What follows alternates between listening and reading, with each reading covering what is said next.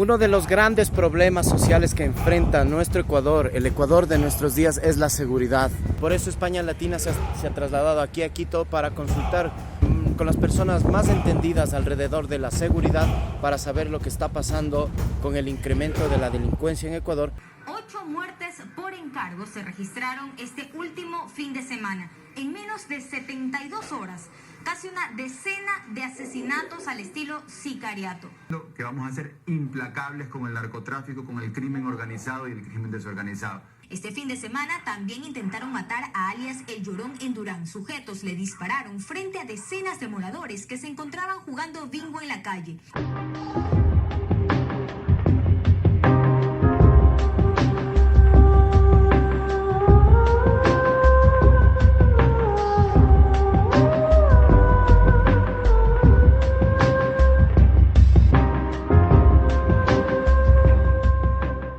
Buenas tardes, Coronel Mario Pazmiño. Usted es una de las personas que aquí en el Ecuador resultan más enteradas acerca del tema de la seguridad. Nosotros somos un medio de comunicación que viene de España, que no solo divulgamos e investigamos noticias relacionadas al Ecuador, sino al entorno latinoamericano. Y uno de los principales problemas que tienen hoy las sociedades latinoamericanas es la seguridad. Por eso hemos acudido a usted como una persona entendida. Y quisiéramos empezar primero preguntándole las causas por las que estamos en esta grave crisis de seguridad. Ecuador, entre comillas, siempre se ha sentido a veces como una isla de paz. Pero aquí hubo un cambio de gobierno y hubieron ciertos cambios de tipo político que generaron unas consecuencias. Coronel, ¿cuáles fueron esas y quiénes fueron los principales gestores de ello? Bueno, partamos de una cosa, primero, muy buenas tardes. Partamos de una cosa importante. Creo que toda América Latina y el país tienen dos problemas estructurales. Y esos problemas estructurales atraviesan todo el escenario regional y nacional. El uno es la pobreza y el otro la inequidad. Desde los tiempos de la colonia no ha habido un sistema de gobierno en América Latina y en el Ecuador tampoco, que haya podido corregir estas dos deficiencias que son consideradas en el tema de crimen organizado transnacional, son potenciadores de las diferentes amenazas transnacionales que pueden presentarse en el escenario regional y en el escenario nacional. El Ecuador en sí sufre, yo diría, una transformación a partir más o menos del año 2000, 2002, específicamente en que el país comienza a cambiar su estatus. Y esto se debe a que el efecto globo comienza a sentir su efecto en la sociedad ecuatoriana y en la sociedad regional. Recordemos históricamente que el efecto globo es parte de una ramificación que tuvo el narcotráfico en Colombia a raíz de la yo diría, presión que recibió esta desorganización de crimen organizado en Colombia por parte del presidente Uribe. Esto genera a su vez lo que en Colombia se conoce como el efecto cucaracha. O sea, se trató en lo posible de mantener los cultivos en Colombia y trasladar el resto de la infraestructura del crimen organizado y del narcotráfico hacia otros países. Y en la reunión que se da en Sinaloa, por esos años más o menos, pues se determina que era importante trasladar estos negocios hacia países que sean mucho más amigables con el crimen organizado transnacional. ¿Qué tipo de características tenían estos países? Primero, eran países que tenían fronteras permeables, que eran altamente corruptos, que tenían una justicia que levantaba permanentemente la bandera de la impunidad, países de cambio de identidad, países que se prestaban con sus leyes para que pueda penetrar el narcotráfico y que pueda penetrar, por otro lado, lo que es lavado de activos. Por otro lado, era un país que tenía una característica especial con relación al resto, era dolarizado. Y esto atraía mucho más los intereses de los carteles, tanto colombianos como los mexicanos que comenzaron a ingresar por esa fecha. Pero ahí se da este cambio de estatus y el país deja de ser un país de tránsito, que era normalmente como nos catalogamos nosotros y la comunidad internacional, y pasamos a ser un país de acopio y plataformas internacionales de distribución. Este país de acopio, pues básicamente va creciendo. Y va creciendo porque el principal productor a nivel mundial comienza a sacar gran parte de su producción cocalera por territorio ecuatoriano. Dos corredores atraviesan el escenario nacional. El corredor del Pacífico, que es el que atraviesa desde el tapón de Darién en Panamá, baja por todo el litoral colombiano, llega a Tumaco, se reabastece de la cocaína que viene desde Putumayo y desde Nariño y se proyecta en el litoral ecuatoriano, por Esmeraldas, Manabí, Los Ríos, Guayas, va para El Oro, sale por Loja o también por El Oro y se traslada hacia territorio peruano, hacia la altura más o menos de Chiclayo, diría yo, Piura, en donde comienza a girar para ramificarse con el otro corredor que está desplazándose desde Bolivia hacia Brasil y de ahí hacia América, hacia el Atlántico. ¿Usted cree que hubo decisiones de tipo política que coadyuvaron a esa dinámica internacional que está teniendo el crimen organizado y que se ha identificado al Ecuador como una potencial víctima? Sí, los cambios se van dando porque el crimen organizado se nutre de ciertos gobiernos con tesis socialistas que van fortaleciendo este tipo de relacionamiento. Recuerde que gran parte del crimen organizado financia a los grupos de extrema izquierda. Pongo ejemplos concretos. A raíz de 1993 nace el Foro de Sao Paulo y el Foro de Sao Paulo tiene dentro de sus organizaciones fundadoras a las FARC, Ejército de Liberación Nacional, Frente Sandinista de Liberación, Tupac Amaru, por citar algunos. ETA y también la Organización Palestina. Tenía diferentes estructuras. Este tipo de organizaciones que formaban parte de esta, pues también se vinculan directamente con países que tenían esa tesis socialista y comienzan a recibir aportes de otros países y también de estos grupos narcoterroristas. Grupos narcoterroristas que han financiado campañas en Venezuela, en Brasil, en Argentina, en Ecuador, también en Colombia. ¿Que en Ecuador ha habido financiamiento de este tipo? Sí, señor, porque recuerde usted el acuerdo que llegó el presidente Rafael Correa con las FARC. Eso no lo digo yo, eso está reposando en una declaración que hace el informante Chorizo, alias Chorizo, que está en Colombia y que es testigo protegido de la Fiscalía de Colombia. Y él dice claramente que se hizo un acuerdo y ese acuerdo abarcaba 3 puntos. El primero, la salida de la base de Manta.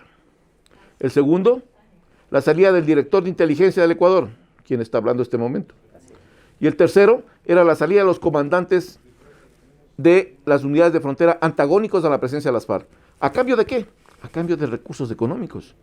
Las FARC vino a hacer campaña, invirtió dinero en el gobierno de Rafael Correa. ¿Usted cree que todos estos hechos que sucedieron y son de conocimiento público han derivado en esta situación en la que está ahora el Ecuador, de inseguridad tan grave en cuanto, por ejemplo, al sicariato, en cuanto a la venta de drogas, al menudeo y también la crisis carcelaria? Estoy haciendo un desglose desde el inicio, ¿no es cierto?, para tener una idea mucho más clara. Una vez que sube al poder Rafael Correa y se da esta situación, el primer golpe y el golpe fundamental que da el gobierno del socialismo del siglo XXI ecuatoriano es la salida a la base de Manta. Y la salida a la base de Manta es un puntal importante para que el narcotráfico internacional comience a permear más rápidamente en la sociedad ecuatoriana y en la sociedad latinoamericana. Ya no había un control. Entonces ahí es cuando se traslada, yo diría, ya con más fuerza, los carteles mexicanos. Carteles mexicanos que ya estaban operando en Colombia, en el departamento de Nariño y departamento de Putumayo. Recuerde usted que el 37.5% de toda la producción de cocaína que tiene Colombia sale por territorio ecuatoriano. Esto quiere decir que de las 2.000 toneladas que genera Colombia, aproximadamente 680 toneladas salen por territorio ecuatoriano. ¿Cuánto es lo que hemos capturado en la mejor de los casos? Hemos capturado aproximadamente 130 toneladas. Ese es el récord. Pero el resto de 480 y tantas toneladas salen libremente de aquí. Y es por eso que el país cambia de estatus a un país de acopio y comienza a desarrollarse en el litoral ecuatoriano centros de acopio clandestinos que están cerca de las plataformas internacionales de distribución, que son los puertos y aeropuertos. Entonces, estas plataformas conectan rápidamente, pero para poder mantener este tipo de control sobre los corredores, por un lado, sobre los centros de acopio, dar seguridad, dar protección, comprar a un sinnúmero de autoridades, se necesita contar con estructuras delictivas locales. Y ahí interviene ya los carteles, los dos. El cartel de Sinaloa comienza a desarrollar sus actividades en la provincia de Manabí, contacta con los choneros, los vincula a los choneros, y los choneros pues tienen una representación importante en Esmeraldas, Manabí, Los Ríos y una parte de Guayas. Pero había otro cartel también que estaba interesado en el tema, era el cartel Jalisco Nueva Generación. Y el cartel Jalisco Nueva Generación comienza a desarrollar sus actividades en la zona de Guayaquil, específicamente sobre el puerto de Guayaquil, que el puerto de Guayaquil es por donde transita la mayor cantidad de droga hacia Europa.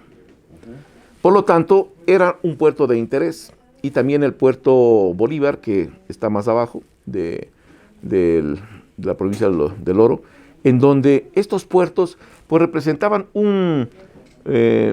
yo diría, un nivel sumamente alto de comercialización de droga hacia el exterior.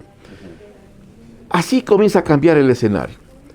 Y estos carteles subcontratan para que le den protección, para que le den cobertura, para que le den un sinnúmero de servicios a estas megabandas. Esto es lo que se da y pues comienza la rivalidad.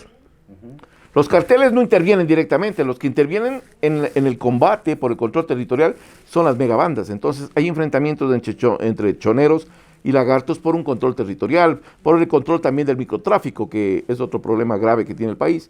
Pero se marca especialmente en las zonas en donde están cercanas los puertos. Lo que tenemos al momento, cerca de 450, 70, no estoy bien en la cifra, pero es sobre los 400 muertes violentas en la zona 8 de la provincia de Guayas, en Guayaquil. Esto quiere decir San Borondón, Daule, todo lo que va para la salida de Guayaquil. Digamos que hay una guerra encubierta de carteles ahí.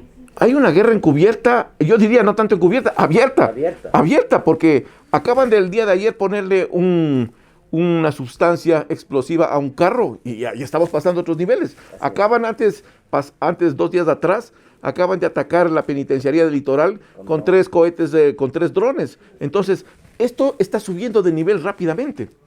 Y esto nos demuestra que el Estado ecuatoriano no tiene la capacidad operativa, no tiene la capacidad de visualizar los problemas que se avecinan. ¿Cree que nos falta un poco más de inteligencia estratégica para identificar estas amenazas? Yo creo que el Estado tiene una deficiencia en inteligencia sumamente grave.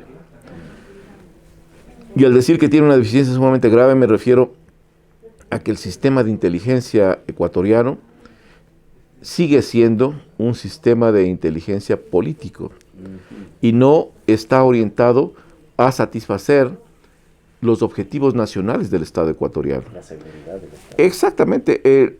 Un sistema de inteligencia trabaja para el beneficio del Estado. No trabaja para el beneficio del presidente, sea cual sea, de qué partido sea. Ni tampoco trabaja para un partido político, peor aún, para una ideología política. Pero aquí los sistemas de inteligencia trabajan para este tipo de organizaciones, desde el tiempo de Rafael Correa. Esto ha generado a su vez que este sistema comience a ser sumamente vulnerable y débil, porque ya se perdieron los analistas que visualizaban los escenarios prospectivos. Aquí lo que les interesa al momento es lo que piensa un opositor, lo que piensa una persona que dice voy a hacer una protesta o que yo estoy en contra de lo que dice el ministro tal o el presidente. Esos son los blancos. Esos no son los blancos, los periodistas, indudablemente. Pero lo que no ven, por ejemplo, es la aproximación de protomafias al escenario de interés del Estado ecuatoriano. Protomafias como el primer comando de la capital, el comando Bermelo, en una alianza con el comando de la familia del norte, que se aproximan desde Brasil y están al momento ya en el departamento Amazonas.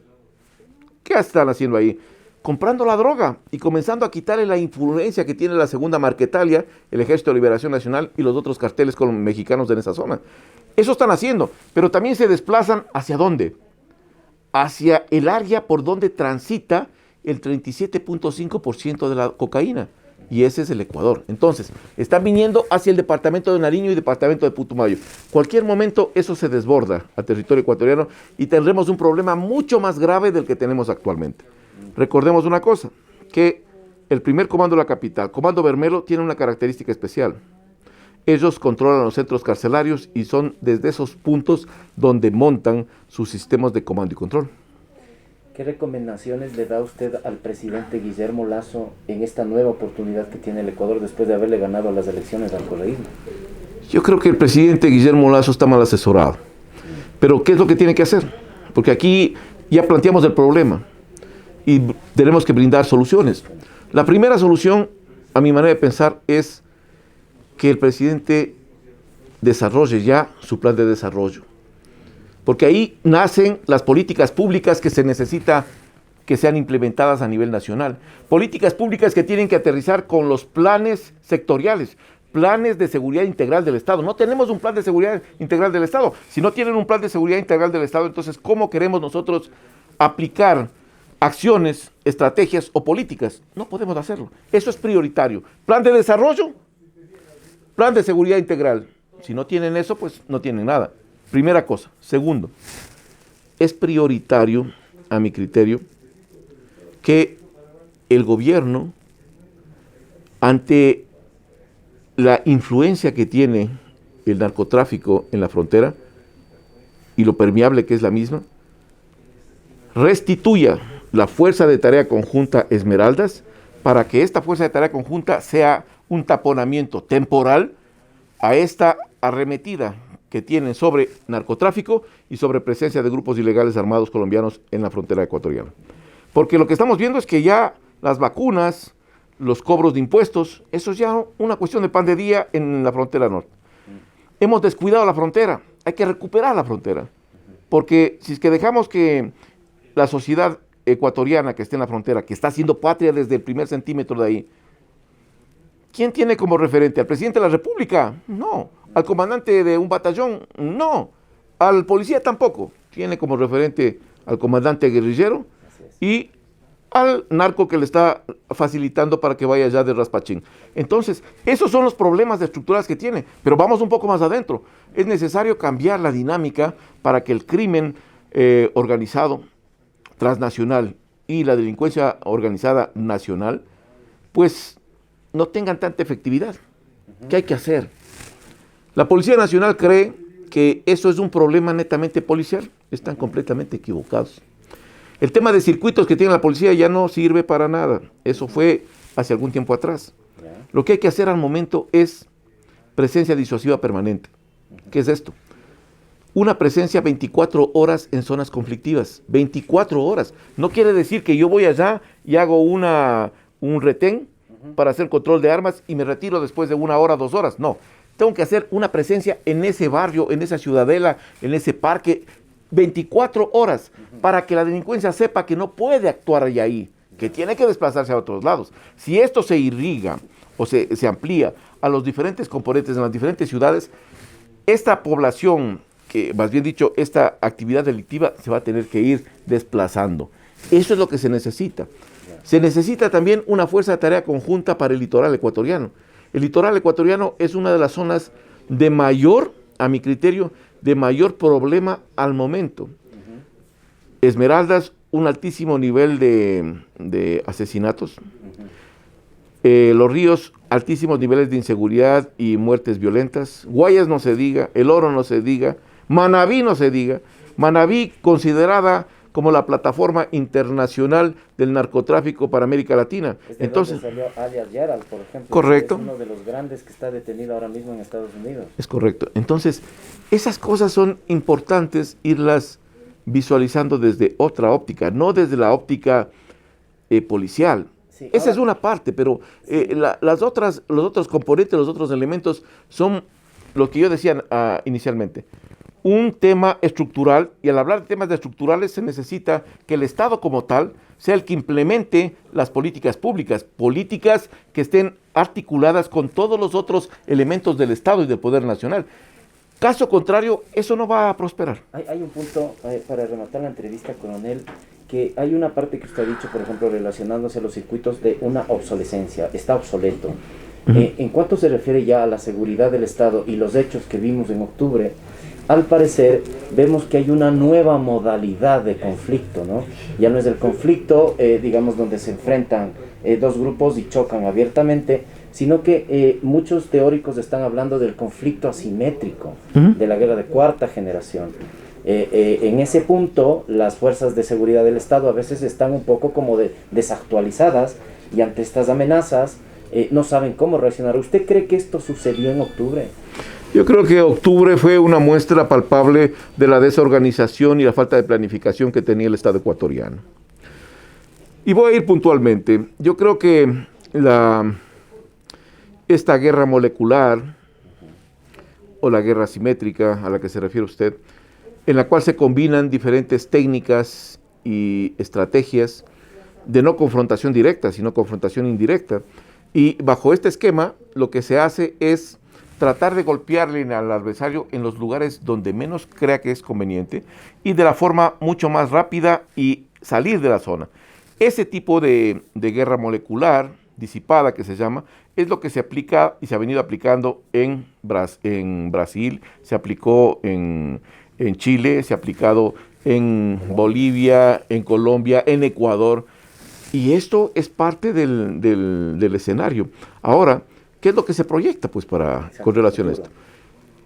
Yo creo que lo que están haciendo al momento, creo que el día 15, si no estoy mal, están llamando ya a una manifestaciones, el día 16, si no estoy mal, y creo que esto es un preámbulo de lo que va a pasar en octubre. Las fuerzas se están reorganizando, las fuerzas de desestabilización, para probar la capacidad. Creo que el Estado ha dejado un sinnúmero de ventanas abiertas para que la sociedad comience a utilizar esas ventanas como una, yo diría, plataforma de lucha permanente. Tema transportes, tema inseguridad, tema desempleo, tema, yo qué sé, de educación y un sinnúmero de cosas más. Pero también el gobierno, hay que reconocer, un éxito importantísimo en la vacunación, eso es indudable. Pero el otro factor importante, que es la inseguridad, no lo ha tomado en cuenta como creemos que debería haberlo tomado. Porque la mayoría de gente dice, ok, tengo salud, estoy vacunado, no puedo salir a trabajar, y si salgo a trabajar me matan en la esquina. Entonces, ¿de qué tipo de país estamos hablando? Estamos hablando de un país en donde las autoridades se pasean con escolta, sí, pero el pueblo es el que tiene que sufrir las consecuencias. ¿Y qué rol juegan aquí los medios de comunicación, digamos la propaganda, la intoxicación, las operaciones psicológicas? Yo creo que los medios de comunicación juegan un papel sumamente importante, porque es la obligación de los medios de comunicación transparentar lo que las políticas y las autoridades no quieren que salga a la luz pública. El transparentar es, a mi criterio, una de las funciones primordiales de los medios de comunicación, porque ¿quién tiene esa aceptación por parte de la población? Los medios de comunicación.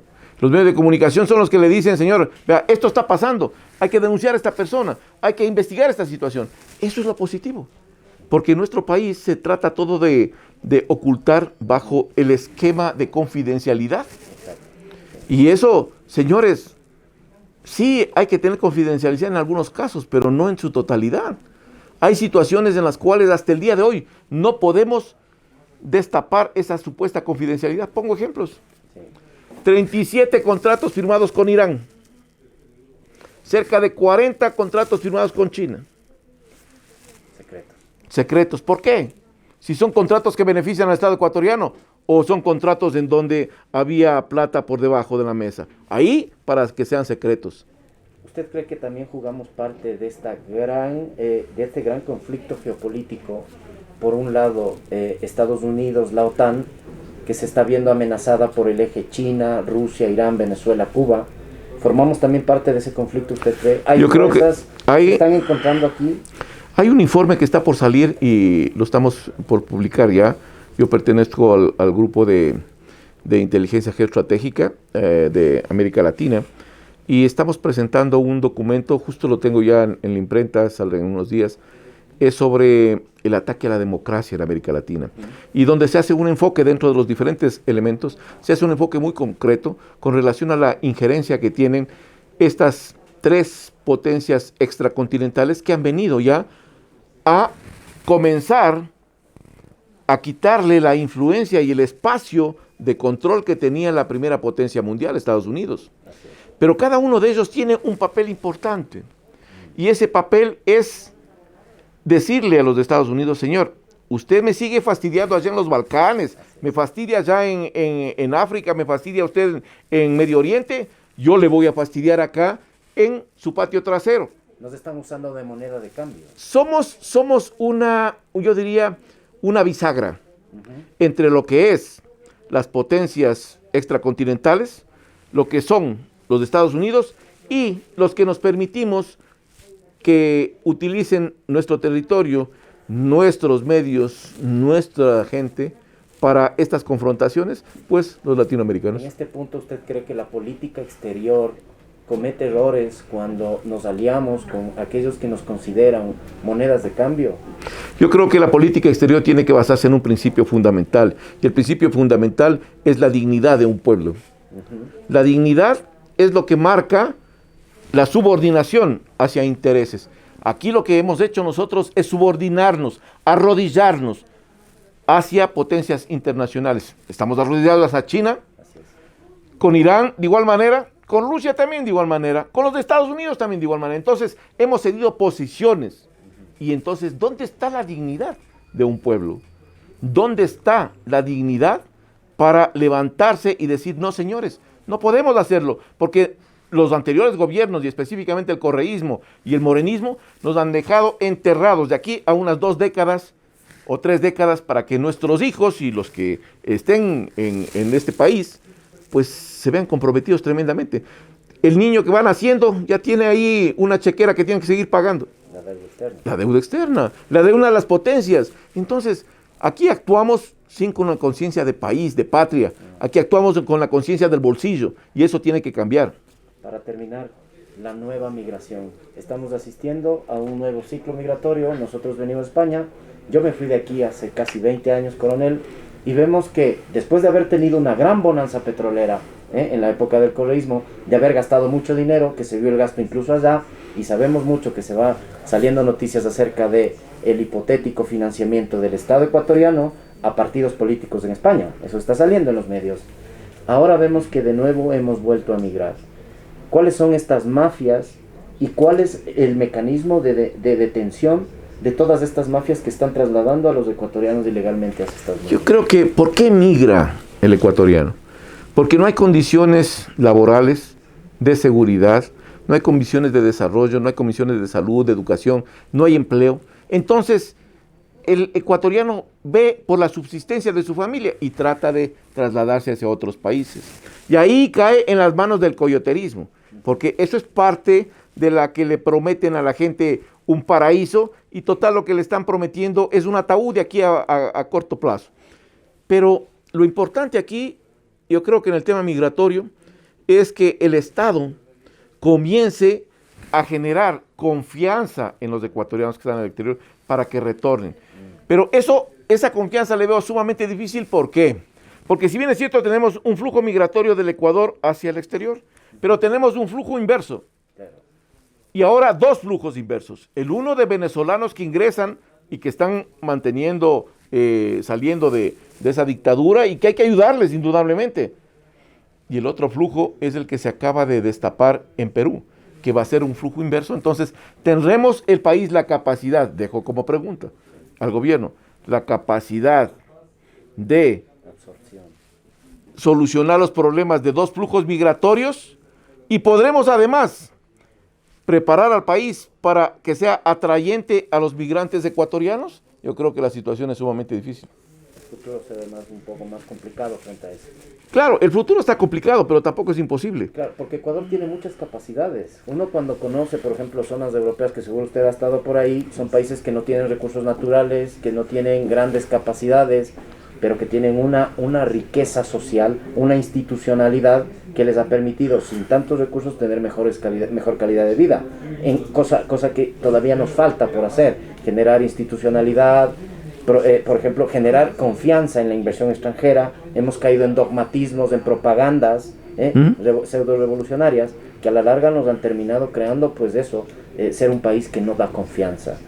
Y también ahí es donde es estratégico para la seguridad del Estado.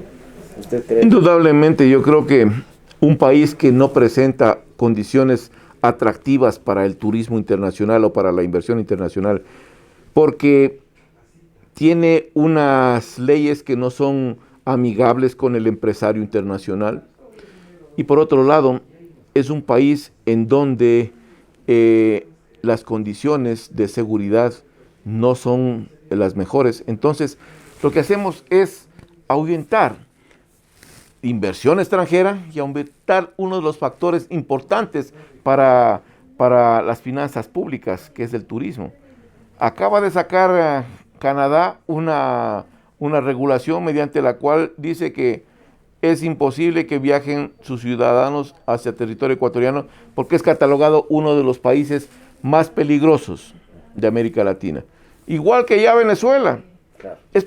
Entonces, algo está pasando. El Estado tiene que tomar acciones para evitar que esa imagen se siga, depredando la imagen que tiene el Ecuador en el contexto internacional. Esto es prioritario y eso es parte de las políticas públicas que yo hablaba, que el gobierno tiene que ejecutarlas. Para terminar, coronel, quiero que le mande un saludo a todos los hermanos ecuatorianos que viven en Europa, porque esto está hecho para ellos. Bueno, mi saludo más fraternal para todos los ecuatorianos que están en el exterior, y recordarles que en este pequeño país llamado Ecuador, su país, estamos todavía luchando por tratar de recuperar nuestra patria, por dejarla más adecentada para que nuestros hijos y también sus hijos y la comunidad internacional tenga el orgullo de decir somos ecuatorianos. Y eso creo que es el mensaje positivo que yo quiero dejarles a ellos. Este país va a salir adelante, pero con el esfuerzo de todos. Muchas gracias, coronel. Los órdenes. Ha sido un gustazo entrevistar a usted. Muy bien, gracias. Gracias, coronel. No, gracias a ustedes. Muy